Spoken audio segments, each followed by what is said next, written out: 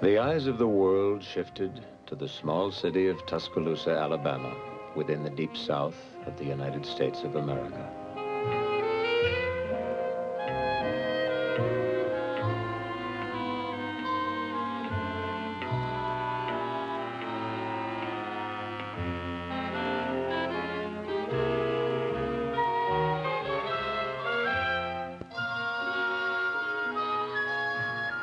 It was a familiar story.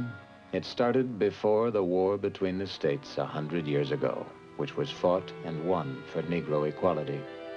Negroes were taken out of slavery and their freedom was guaranteed, but barriers were put in front of them, especially within the states that had lost that civil war, the states of the Southeast.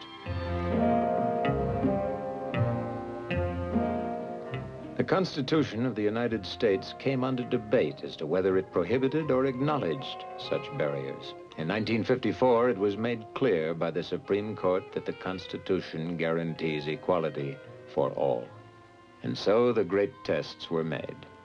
Tests that brought mob disorder and violence to the South, and that required federal troops to ensure the admittance of Negro students into schools other than those reserved for Negroes only.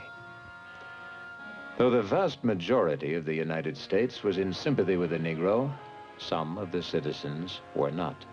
Though the United States government supported the Negro, some of the separate state governments did not. And now, the test of Tuscaloosa, Alabama, the last state of the Deep South to resist integration of schools. Once again, the governor of a southern state said, "No Negro shall be admitted to an otherwise white enrollment." And with the entire world as witness, judge, and jury, Tuscaloosa and history met on June the 11th, when 2 American Negroes expressed their desire to enroll at the University of Alabama.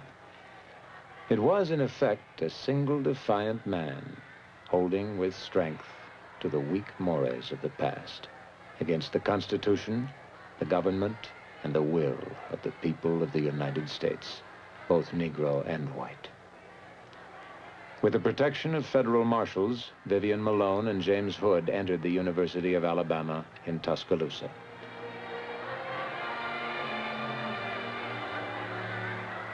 There was no violence. The governor conceded.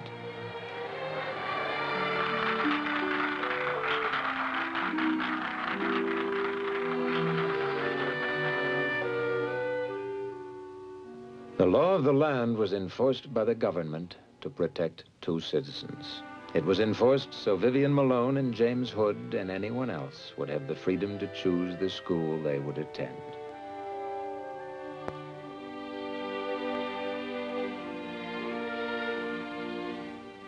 This was not the end of race problems in the South, but the government and the people had made clear that the Negro is an equal citizen and is entitled to and shall get freedom of choice.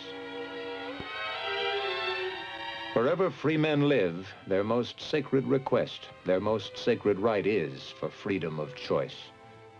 To bypass all prejudice, to live as they want to live, to worship where they want to worship, and to go where they want to go.